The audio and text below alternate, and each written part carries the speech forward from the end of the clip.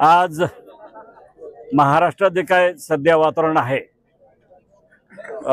हैदराबादच्या गॅजेटच्या नावाखाली आणि जसं मराठा आंदोलन झालं, त्या मराठा आंदोलनासाठी गॅजेट हैदराबादचं गॅजेट काहीतरी आधार घेतल्याने त्यांना ते GR काढतायत, देतायत, दिलं असं जे चाललंय, त्यात आता नवीन विषय परत आला आहे की हैदराबादच्या गॅजेटमध्ये जे बंजारा समाज आहे, या बंजारा समाजाला खरं म्हणजे मेहेंदू ट्राइब असं म्हटलेलं आहे आणि एका ठिकाणी त्या गॅजेटमध्ये स्पष्टपणे सांगितलं की शेतकरी जात मग OBC मध्ये असतील तर त्या गॅजेटला आधार धरून ते आदिवासीमध्ये आरक्षण मागण्याचं काही कारण नाही। आणि मी सुरुवातीला माझ्या भाषणामध्ये बोललो तसं 1963 पासून बंजारा समाजाचे महाराष्ट्राचे मुख्यमंत्री वसंतराव नाईक हे होते। 11 वर्षात ते करू शकले नाही। त्यानंतर गोपीनाथ मुंडे साहेब विरोधी पक्षात नेता होते, सगळं केंद्रात त्यांचं सरकार होतं। केंद्र सरकार कधी हा कायदा पास करू शकले असते, राज्यात त्यांचं सरकार आलं होतं, इथला कायदा करून केंद्राकडे तो कायदा पाठवून ते हा निर्णय घेऊ शकले असते। पण ते मानववंशशास्त्रज्ञ अँथ्रोपॉलॉजिस्ट म्हणतो आपण, आदिवासींचा खरा अभ्यास करणारे, याही पूर्वी इंग्रजांच्या कालावधीमध्ये हिरालाल रसेल या नावाचे जे काही मानववंशशास्त्रज्ञ अँथ्रोपॉलॉजिस्ट होते, त्यांनी आदिवासींची लिस्ट जी आता राज्यघटनेमध्ये 1950ला टाकली, ती 51 पासून अंमलबजावणी सुरू झाली। 1956ला त्याच्यात अमेंडमेंट आली, 76 मध्ये अमेंडमेंट आली आणि ती 76 त्या अमेंडमेंट जी आली तिथूनच बोगसवाल्यांचा सुळसुळाट सुरू झाला। आणि मी पुण्यात शिकत असताना मेडिकल कॉलेजला 14 ज्या जागा आदिवासींच्या होत्या त्या ठिकाणी 13 बोगस आढळले 80-81 मध्ये। आणि तिथेच आम्ही पुण्याला विद्यार्थी संघटनेच्या वतीने केस दाखल केली, ती केस आम्ही जिंकलो। आणि त्यानंतर हा सिलसिला सुरूच आहे, विद्यार्थी संघटना असेल आणि सामाजिक संघटना असेल।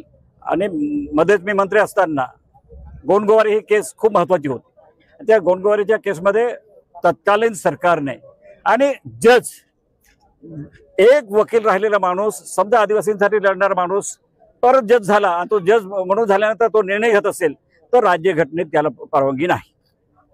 एखादी जात जमात आदिवासीमध्ये घ्यायची असेल तर त्याला प्रोसिजर आहे आणि ती महाराष्ट्रातल्या ट्रायबल ॲडव्हायझरी काउन्सिल असेल, TSA असेल, हे त्याला मान्यता दिल्याशिवाय आणि इथे मंजूर करून केंद्राकडे पाठवावं लागतं। केंद्राने तो कायदा करावा लागतो, त्यानंतरच तो कायदा होतो आणि राष्ट्रपतीची सही होते।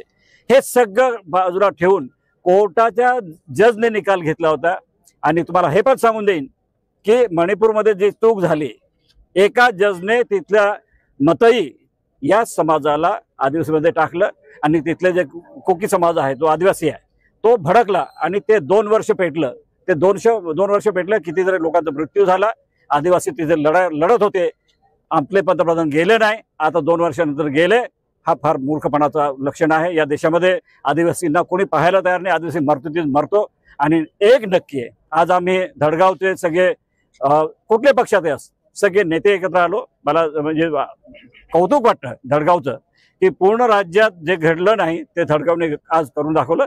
धडगावच्या सगळ्या नेत्यांनी, जसे विजय ब्राडकेजी असतील, धनसिंग पाटील असतील, आमदार साहेब आहेत, खासदार साहेब आहेत, आम्ही सगळे पक्ष विरहित असे हा मोर्चा झाला। या मोर्चामध्ये सगळे निर्णय घेतले गेले, चांगलं निवेदन तयार झालंय, तहसीलदारांना दिलंय, ते राज्य सरकारला आम्ही जे पाठवलंय त्याच्यावर त्यांनी अंमलबजावणी करावी।